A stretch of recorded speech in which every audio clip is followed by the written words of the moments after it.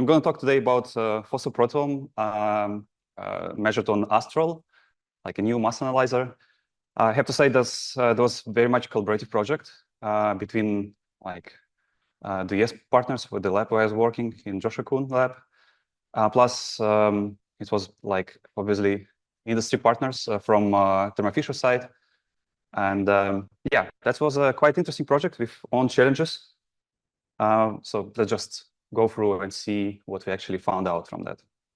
So, but first of all, let's answer for the very fundamental question, but why do we like to study phosphoproteome?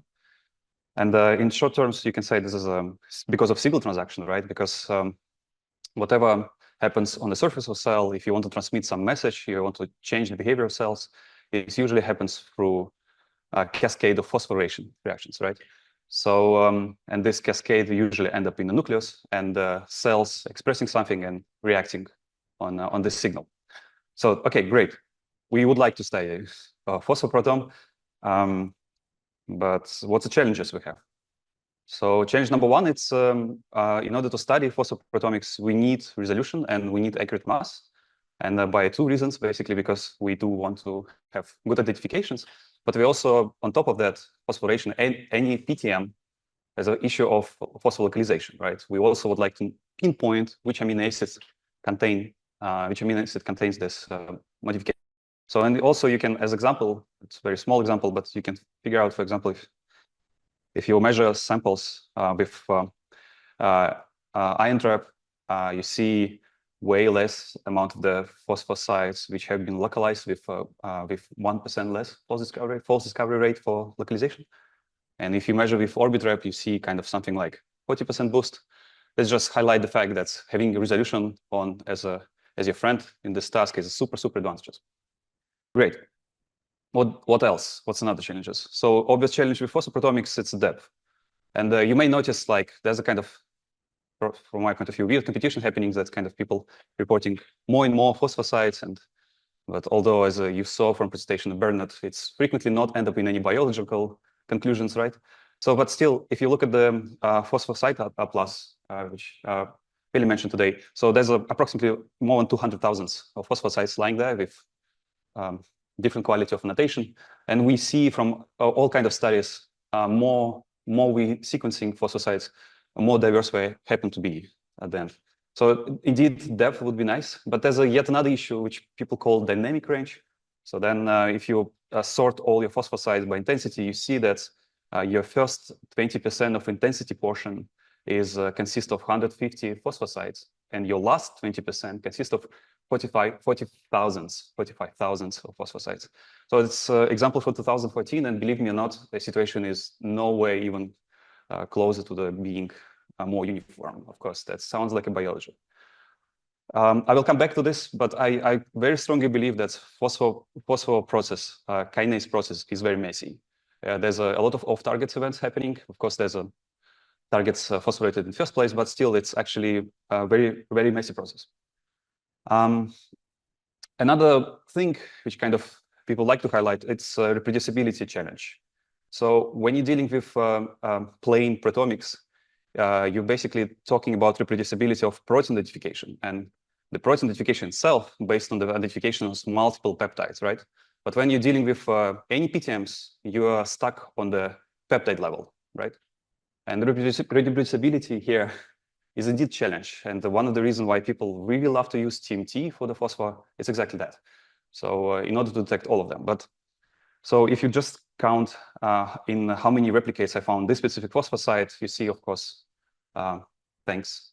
There's most of the phosphosites detected in all samples, but indeed, if you sum all of this up, there's going to be more than 60% or 50% compared to the peptides which we found in all replicates. So reproducibility is the issue. And we believe if we find some more sensitive instrument, or we will use some DIA, for example, that will help us to tackle this issue.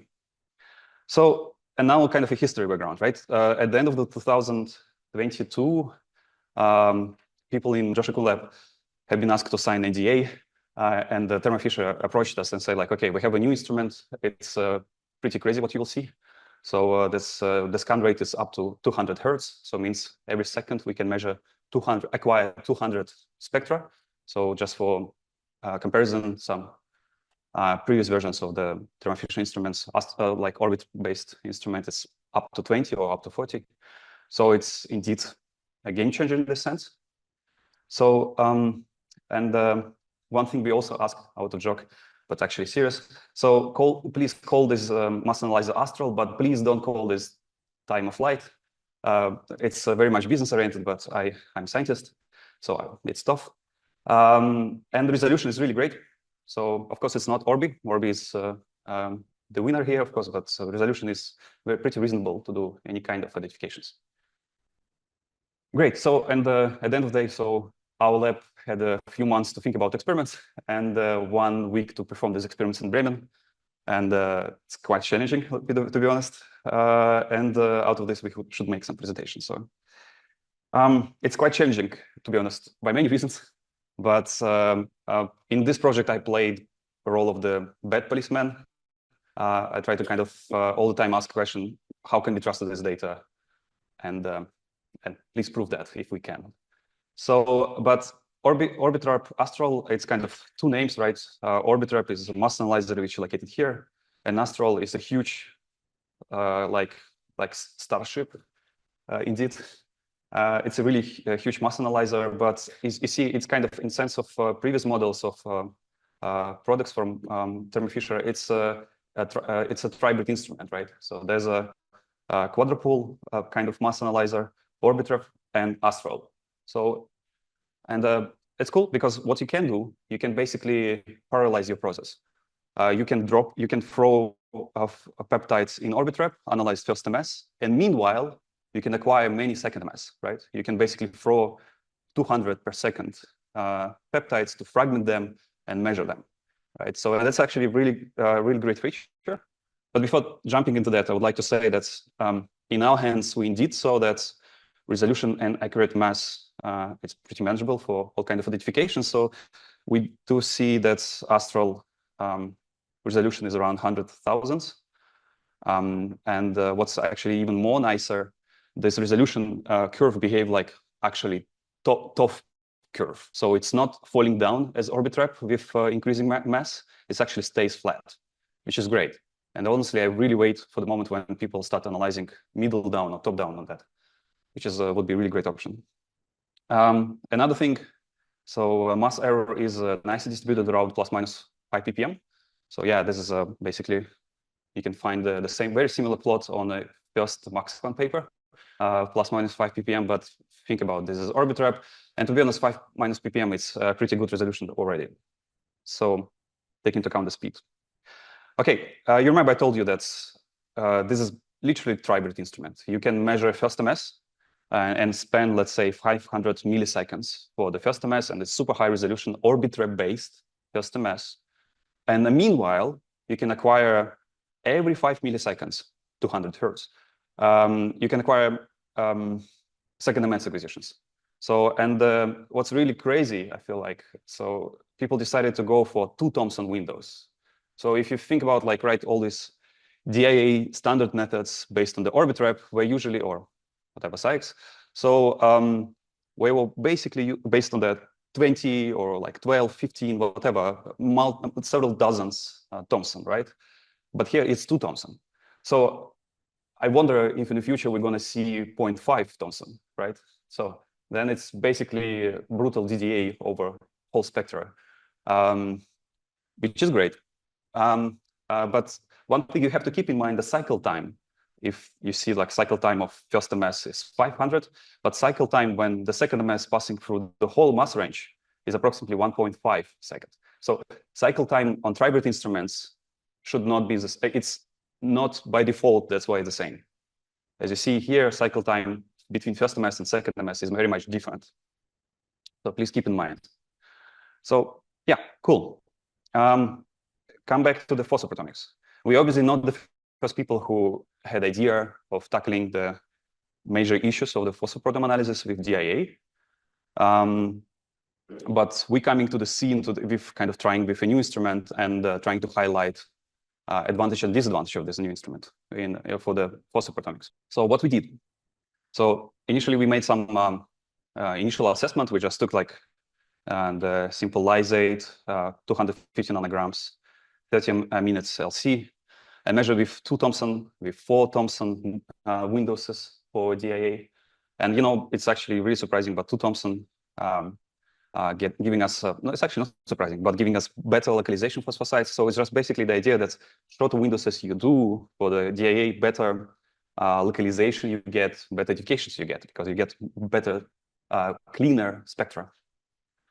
Yeah, that's why I was kind of wondering if we go even further, we may actually kind of make it even better, like even cleaner spectra. So another thing, it's indeed the instrument is very sensitive. You can start from 1 microgram, you can go further and further and further, and the numbers will drop a bit, but still 250 nanograms is that's what you can work with, and you can go further. So single cell proteomics is possible here, but yeah, we were not focusing on that. So coming back to the reproducibility, so it will very much depends on the gradient length, because like how stochastic is the chance that we will find this super short gradient of the peptide. So, but at the end of the day, if you look at the dark blue, it's the phosphosites which have been localized in all 3 replicates. So, and we see like in 30 minutes, it's 62%, which is actually not bad for the phosphopeptides, phosphosites. And if you look at the RSD, like when you count like just internal reproducibility, so the average, the median numbers for example, 30 minutes is 10%. So this is actually really great results, to be honest, for any kind of proteomics. Great. And next, we're switching mode of the bad policeman. So the first question which I had, how much, yeah, we did entrapment search for the FDR. I'm not going to talk here much about that, but what we also did, we did entrapment search for the phospholocalization. So, and I believe it's actually a really beautiful idea, which was proposed in this paper. So we know that STYs can be phosphorylated, right? But proline, can proline be phosphorylated? So you can be sure that, chemically speaking, proline cannot be phosphorylated. And that's actually a really nice idea. Then we're giving database to search against STY, but also against proline. But we know whatever will be mapped on proline, it's false positives, right? So, and that will help us to kind of, and also very cool thing that proline is as frequent as a general, like average phosphorylated amino acid. So, and what we can see on that plot, so it's just 2 different ways of looking at the same thing. So we're asking what's the cumulative plot of the localization probability for different phosphorylated amino acids, including the artificial proline phosphorylation. So, and we see that most of the amino acids which are supposed to be phosphorylated, we do have a flat on top. So it just means that we indeed have a portion, let's say 30% in case of S, something like 15% in the case of T and Y. We have portion of really high confidence phosphosites. But what's really interesting about phosphoproline, it's really doesn't have this flat line. So it's actually nice. It means that whatever we do, we don't see super high confident phosphoprolines, because that would be a mistake. So remember, bad policeman mode. Cool. What else? And actually, that was a proposal of reviewers. And to be honest, as usual, when you read reviewers, initially you're angry, but at the end, we were happy that this actually was really, we gave us a few proposals and we were really good. So the one proposal we gave us, just take the 200 phosphosites, which synthetically, like, so we were synthesized, and just drop them in the background of, let's say, yeast, and try to assess the phosphorylation error. So what do I mean by that? Out of 200 phosphosites, which we spiked in a background of yeast, as I remember, many of them had several potential phosphosites. So, but several potentials, if you count STYs, amino acids in that peptides, you'll find out there's a significant portion of the peptides which have multiple STYs. So as a result, we could be phosphorylated in different locations, and that's what we could assess, right? If it's where it's supposed to be, where it was synthetically located, or it's somewhere else. So how can we find how good we are in finding phosphorylation? And indeed, like how Pili said, like in case of DDA, it's a common standard to use 0.75 localization probability cutoff. But in DIA, you don't have such a clean spectra, even if you use 2 Thomson. You have like multiple peaks, and you can confuse some peak from another peptide or some noise with evidence for this localization probability. And that's why, from my perspective, you really need to go for the higher cutoff of localization probability for DIA, maybe in the range of 99% actually, and to manage average error rate to the 1%. So that's what we desire to have. And at the same time, you can using this cutoff to remove most of the peptides, but that's not true for these 200 phosphopeptides which we spiked in. It's like actually most of them stay untouched. We're still detecting them. So, and another thing which we tested, it was exactly the same phosphopeptides. We spiked into the complete complex background, but the initial concentration of these phosphopeptides, we just diluted that. So we made dilution series, and the question is how instrument is detecting this dilution series. So is it actually finding this phosphopeptides in the first place? And the second, how the curve looked like. So, but the first of all, which we did, and which I actually insisted a lot, I insisted on the fact that we have to have distribution concentration of the synthetic phosphopeptides as much as possible, kind of be similar to distribution of the background phosphosites. It actually makes sense. If you think about, we could spike huge amount of the concentration-wise, huge amount of the synthetic phosphosites and dilute them, but that's even like the lowest dilution would be more than 99% of the background phosphosite. That's not ideal experiment. That's not honest to do. So what we basically did, we first of all spike this phosphopeptides mix in different concentrations, and indeed we kind of slicing through the background distribution nicely. So you see like probably 156 attomole. That's concentrations which were exactly the same as average phosphopeptide which we detect in the background. But you see, but since we spike in different concentration, we can make a nice dilution curves. And one axis, we have a logarithmic column load attomole, so basically concentration which we spiked in. And another axis, we can plot PTM quantity, which we detected from software, right? And what would be ideal case, that's all these lines, all these dots aligning on the one line, right? The perfect regression analysis. And so we had the 225 phosphosites.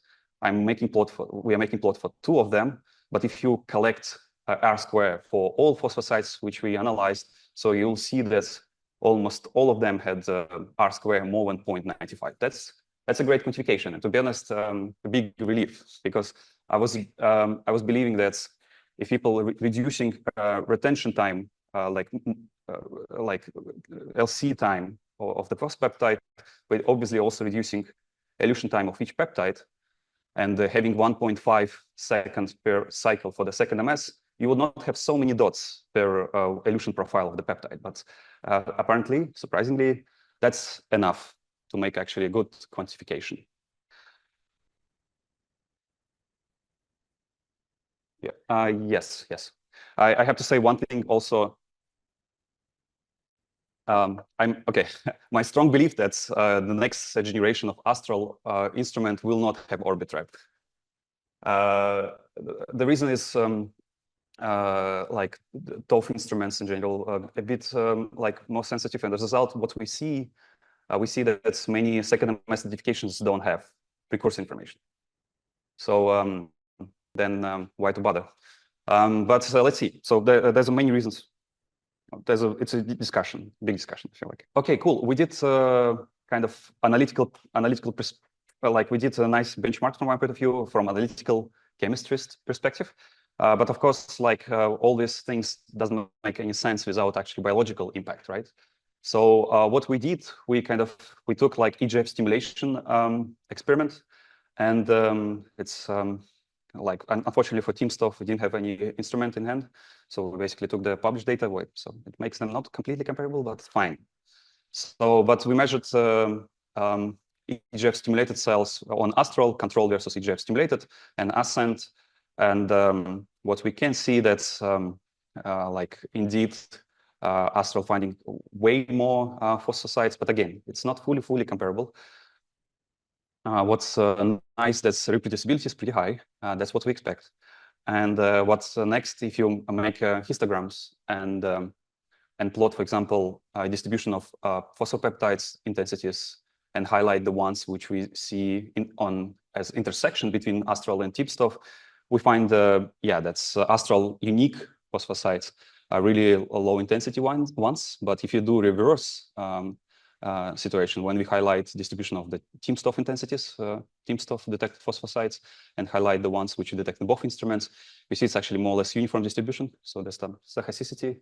But so we can say here for sure that's whatever we're detecting low intense phosphosites. Yeah. But what's about biological benchmarking, right? So we know EGF versus control. We more or less know well how EGF stimulation happens in terms of phosphosites. And for example, we're just making the volcano plots. And here we're highlighting the phosphosites on EGFR, so receptor of EGF. And we see that's most known phosphosites, which being phosphorylated up of interaction with EGF, were indeed popping up. In different extent, in different instruments, to be honest. But at the end of the day, if we make Go enrichment for the differentially expressed phosphosites between EGF stimulated versus control on all three instruments, like we find EGFR signaling pathway as a top one hit. And this is just like, what does it tell you? That's kind of, it's actually like, you do detect many phosphosites, but does it bring additional biology to you? So yeah, maybe there's applications which it will bring when the low intense peptides important. But in case in our hands, when we're dealing with EGF, known signaling pathway, having even modest coverage is actually enough. And that's why I would like to highlight the talk of the Bernard Kuster. That's you remember this, right? He said that's okay. We find the first, if we make differential expression analysis or whatever, based on the first top 100 by intensity phosphosites, we will get exactly the same results as if we make the same differential analysis on top 1000. And that's actually very strong truth in that. So, and from my point of view, these results support that. So, yeah. Another thing which we did, we kind of, we decided to make some big experiment analyzing many different tissues on in a mouse. And the thing is that we are not the first people who did that, and that's why we had the reference point.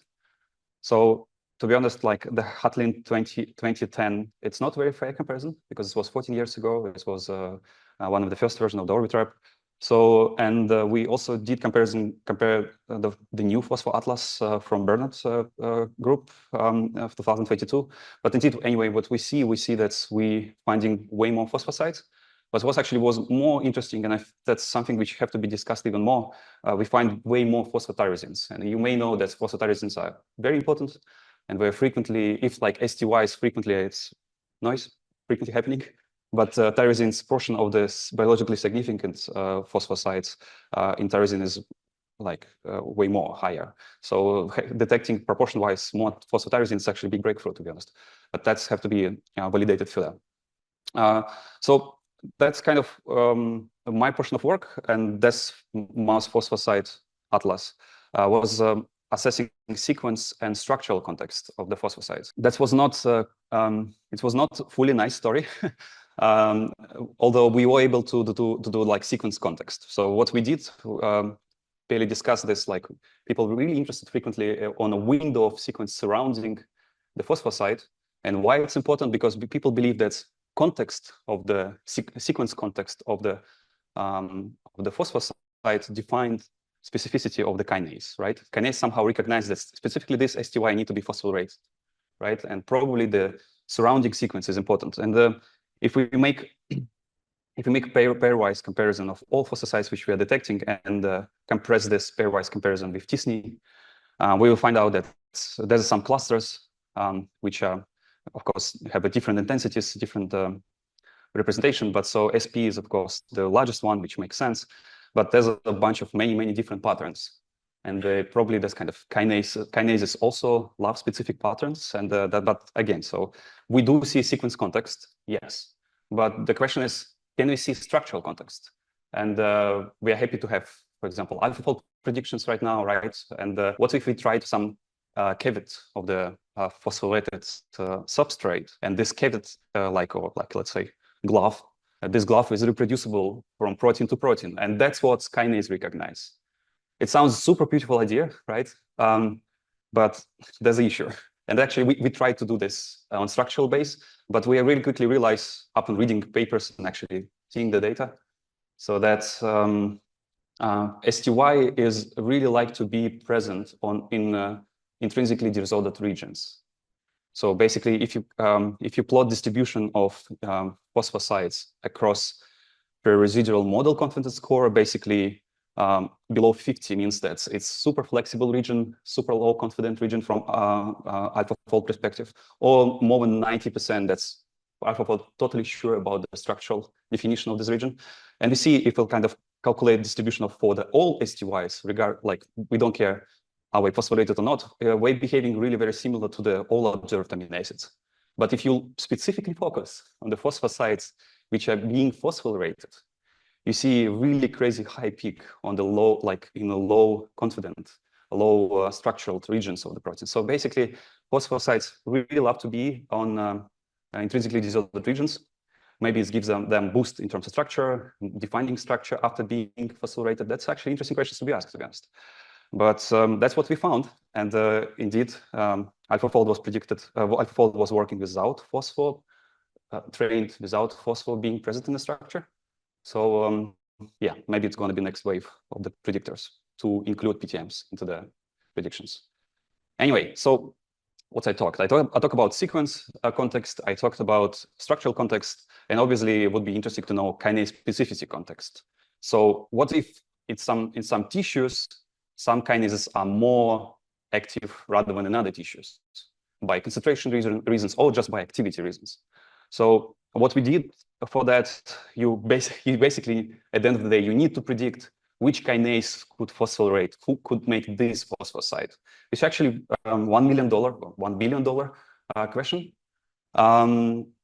But there's some kind of papers which try to tackle it. So with synthetical phosphosites and incubating the synthetical peptides with defined set of the kinases. So it's called Kinome Atlas. It's actually really wonderful papers.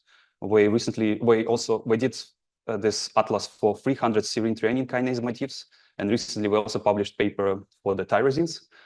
But so basically the output of this Kinome Atlas is for each phosphosite, it's predicting which kinase could phosphorylate this, could make this phosphosite.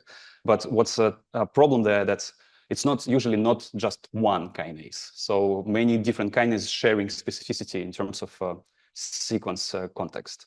So as a result, there's a site percentile. So basically the blue lines means, the blue color means we have a tall one, means that we have 100 of kinases which potentially could phosphorylate this phosphosite, but you see like it's not for all phosphosites situation like that. So for most of the phosphosites, we have 10, 20, which is nice. But now what you can do, you can basically do some kind of enrichment analysis in terms of kinase specificity between tissues. And for example, if you compare brain and liver, we did see some kinases which are well reported to be overexpressed and overactive in the liver, in the brain, or in liver. So it's actually a nice story, but we didn't follow up too much about that because we actually really tried to push our paper as a technological advancement. Yeah, so if you want kind of to know more details, we also did a few biological follow-ups, validations of a few phosphosites. You can follow up the paper, which was published actually very much recently. And yeah, and I have to say, this project would not be possible without involvement of many people on this picture in medicine. And of course, obviously, Thermo Fisher Scientific.